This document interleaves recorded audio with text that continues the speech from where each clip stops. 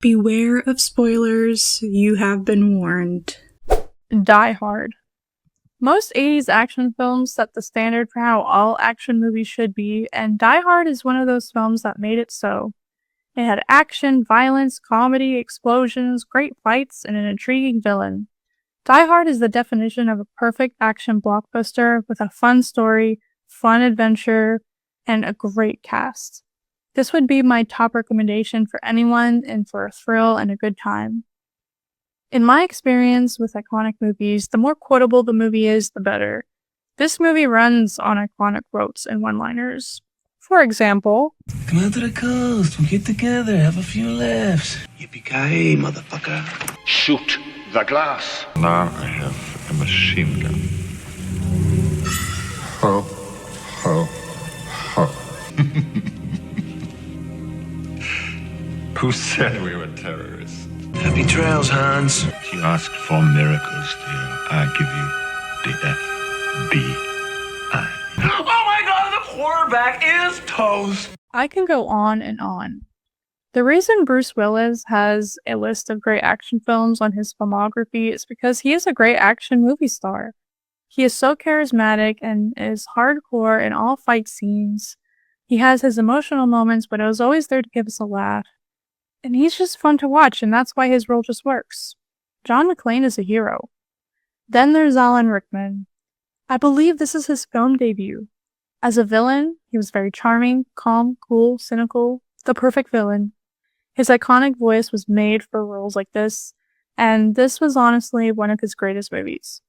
I believe this movie helped him get roles in films like Harry Potter and Robin Hood. "I'm gonna cut your heart out with a spoon!" Which were both iconic roles of his. Speaking of Alan Rickman, it is not Christmas until Hans Gruber falls off the Nakatomi Plaza. Yes, this is a Christmas movie. There isn't even an argument to why it wouldn't be. It happens on Christmas at a Christmas party. It's got its own Christmas rap. Other Christmas songs play through the movie, and during the credits, and good defeats evil in a Christmas miracle sort of way. There are 2 movie theaters near my house right now that have been showing this movie all month. Why would they do that if not for the Christmas spirit this film has to give? Ho, ho, ho. Fullmetal Alchemist. Alchemy is already an interesting topic to read about in real life. Fullmetal Alchemist takes real alchemical concepts and theories and builds on it. Alchemy has many uses. As a weapon, science, or medical practice. Alchemy is sometimes a basis for some sort of religion or spiritual construct. It's also insinuated that other countries use alchemy differently than a mistress, as seen with Qing alchemists. And it would be interesting to read on how different it is in other places of the world. The great part about a mistress is that it's only a small corner of the world, and so much happens. The history of the country is well planned and written. The culture of a mistress is well defined, and that just makes the world feel real. The extensive lore and world building in every episode is fascinating, and it's a true reflection on the high quality of writing of the anime/manga. To read a full book about the different countries, cultures, histories, and alchemy would be a dream of mine. Like any soundtrack should, the music of Fullmetal Alchemist really goes with the theme and culture of the anime's world. It's very enchanting and can feel mysterious and menacing when it needs to be. The music really is beautiful, and I've caught myself listening to the soundtrack every once in a while since I watched Fullmetal Alchemist like 10 years ago. This anime stood on a perfect balance of both humor and sincerity, and this was a huge aspect that made the story feel real. Given the problems at hand and the plot, seriousness and focus are required to combat the high stakes of the situations. Fullmetal Alchemist can get real dark real fast and is not shy from death and violence. However, a funny moments compilation could probably around to an hour long. There are many hilarious moments, circumstances, and interactions between characters that lead to some humorous lines and jokes.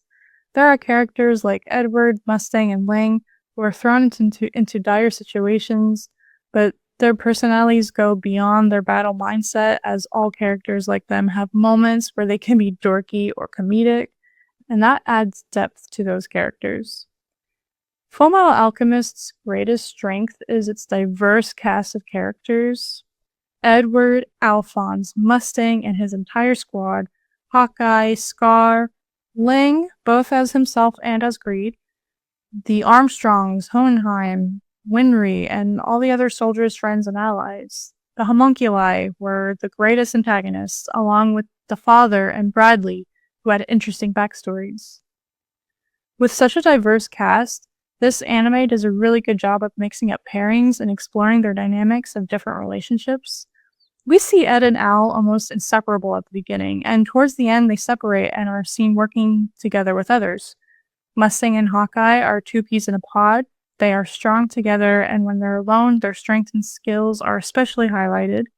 The audience got to know Izumi and Olivier for the woman made of steel that they are, and the brief time they partnered up left us wanting more epic battles with the two of them. Scar and May contrasted each other both in personality and in story background, but they were an ultimate pair. It was also great seeing the cast form bonds with Ling, and Ling as Greed. The double persona of the character had such interesting moments throughout the anime, and of course when it came to the final battle, almost every friend and ally was present, and it was such an Avengers Assemble moment that was very satisfying. With so much going on, Fullmetal Alchemist Brotherhood is, at its core, a heartwarming tale of two brothers and the bond that they share. The past and the mistake they shared, along with their traumatic experiences, deepens their connection. Ed and Al care about each other more than anything and continuously fight side by side in hopes to accomplish their mission, getting their bodies back. Alphonse, to me, was probably the most interesting character. Many knew him just as the talking suit of armor, not the boy he once was. Yet the idea of him being human was never in question, and it challenged the idea of what it means to actually be human. It wasn't in his appearance or body. It was the heart, mind, and voice of him, the kindness and compassion for others and his own beliefs. He was treated as an equal by all his peers and even deemed as a human sacrifice despite the absence of his body. People cared for him deeply, like May, who even hugged him in a dire moment. It was not just a hug for the warmth of the body, but a hug for the soul. His soul, the part of him that proved he was still human. That being said, Roy Mustang is my favorite character, both on the show and out of all other anime characters I've ever seen so far. He's such a diverse and layered person, and I absolutely love him. He's very serious and focused, at times self-absorbed and a little too ambitious, but he's also very humorous, a bit dorky, and above all, very honest. His loyalty to his comrades is always put before himself, especially when the stakes are high. He'd love to rule the world, but never at the cost of being without those he cares about. They didn't go in deep with his backstory, but in one episode it's hinted with the reveal of his adopted mother. After that, you can easily characterize him as a boy who literally started out with nothing and made a name of himself all on his own. And with all the glory he's tried to achieve, his success is not nearly as important as the friends he's made, his real family. The power he holds with the snap of his fingers leads to some epic moments. He single-handedly killed a homunculus and almost killed a second, which I think is a record. Both instances came from the revenge of his friends. When his favorite people are in danger, he gets angry. And when he's angry, he's dangerous. His showdown with Envy is such an iconic moment.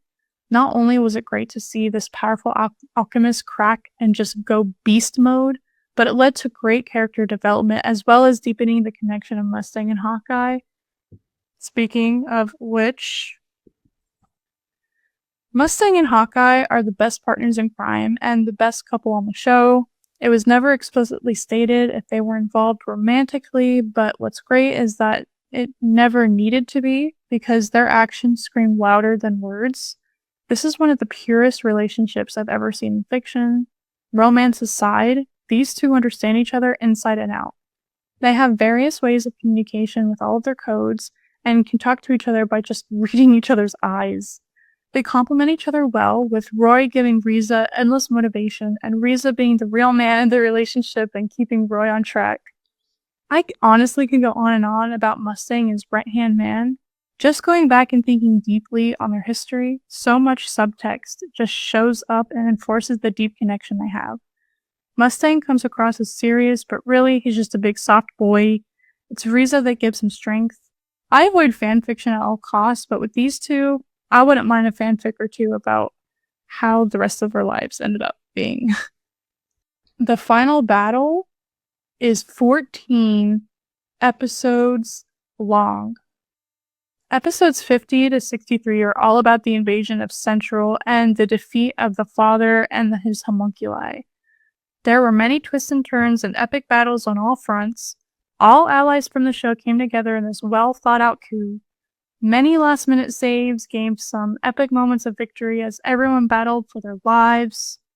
Creed was a huge star in this battle. Whether he was fighting the homunculi or Central soldiers, Buccaneer and Fu fought Bradley and were giving it their all before their heartbreaking sacrifices. Hohenheim's plan is basically to defeat a god added to the plot of his character and led to sweet victory. Alphonse sacrificing his soul for Ed to get his arm back for one final blow to the father, and Ed sacrificing his alchemical abilities to return Alphonse was an even sweeter victory. And of course I can go on and on about Mustang and his role, both in planning the coup as well as his battles on this day, but I won't. When all was said and done, good triumphed over evil. And with pure evil and centuries of corruption swept away, the end of the story was here, and an ending it was indeed. The ending was most satisfying and most conclusive, and that's the best you can hope for the end of many well-written stories, and the hope that the consistent high quality holds up till the end. And it very much did with Fullmetal Alchemist Brotherhood. Alphonse was returned to his body at the sacrifice of Ed's alchemy, and they both were able to walk home to Winry to start the next chapter of their lives. Hohenheim was able to be a father in the final fights, was proud of his sons, and was able to finally die peacefully at his beloved's grave. Ling Yao was able to accomplish his only mission after a complicated path and returned to his home country with a Philosopher's Stone, ready to change his country for the better. Mustang, still on the road to becoming Führer, decided to dedicate the next chapter of his life with Hawkeye by his side to rebuild Ishval and atoning for the sins committed by him and his fellow state alchemists. Scar went to help him, not to destroy the country, but to help change it. 64 episodes of story and the character developments led to an ending that made sense to all these characters. When the credits rolled on the final episode, you see the montage of pictures of where our favorite people ended up, and you just can't help but smile. Top 5 games of the year. Honestly, 2023 was the year for gaming, but a few games managed to catch our eyes this year. Final Fantasy Rebirth. I honestly only just started, and it'll probably take me so long. I'll be talking about it all through next year as well. Remake was so solid in terms of gameplay, graphics, music, and story. It wasn't just a remake, it was a massive expansion of the original. Hours and hours, and it was only maybe a fourth of the original game. Rebirth was twice as long. We were out of Midgard, and the world was our oyster. I mean, Golden Carousel was always one of my favorite sections of the original game, so finally getting to it now, I was especially happy. Everything about the remake was somehow improved here, and I'm so excited to get deeper into the game. Quidditch Champions. I honestly didn't have a lot of hope for this game. I didn't even buy it myself, so I felt obligated to play it in the first place. And you know what? It's actually super fun. I've managed to put nearly 20 hours in the game. I've unlocked all the levels, played every tournament, won a couple of PvPs. I got that Hagrid mask. And I always have more fun than I expect. The season awards and the store and the events, the devs are putting effort into this game, and I respect them for it. Number 3 and 4 are a tie. Nintendo's leading ladies, Peach and Zelda, both got games this year. And OMG. First of all, it's great to finally see Zelda fight in her own adventure. The game mechanics were quite clever, and I love the animation style that they took from Link's Awakening. And Peach? Yas, queen! Peaches, peaches, peaches, peaches, peaches, peaches, peaches, peaches, peaches, peaches. Ooh, girl. girl, her game was a masterpiece. I don't think I ever felt so gay for this character in my life. Every costume change had me swooning, and the game itself was just so much fun. Astrobot. This started off as a demo and has now been expanded into an entire game. I've seen it considered the Super Mario Galaxy 3 we never got, and I quite agree. The level design is so unique, mechanics are smooth, and not just the bots you rescue, but also entire levels and worlds pay tribute to PlayStation's vast library of games and franchises from all generations, including the forgotten ones. I looked at a list. I know maybe a fourth of the characters and games featured, but there are plenty of others out there who just know and will appreciate it more than me. Respect to the developers, they seriously did something insanely special here. The star of this week is actually shared by two brothers, Kieran and Macaulay Culkin. Both were child stars that fell off the radar, but then everyone was like, bro, never forget, lol, so here we are. The brothers were born into a large family and raised in the grand city of New York. Both brothers became active in acting at a very young age. Macaulay, Kieran, and their brother Rory all attended professional children's school. I don't know if you've heard of PCS, but it's kind of like the famous middle/high school for young artists in New York City. I've heard many tales about it, and if you look up alumni, you may recognize a few names. Macaulay started to get into acting through the 80s, having little roles both on stage and on screen, but we all know where his career really started. In 1990 and 1992, Macaulay portrayed Kevin McAllister, one of the most iconic faces of the Christmas holiday. Kevin earned him his one and only Golden Globe nomination. Kieran was also in the film as one of the cousins, and I lived my whole life not knowing this. Home Alone was the starting point for both brothers. Through the rest of the 90s, Macaulay appeared in several films, including Richie Rich, Jacob's Ladder, and The Good Son.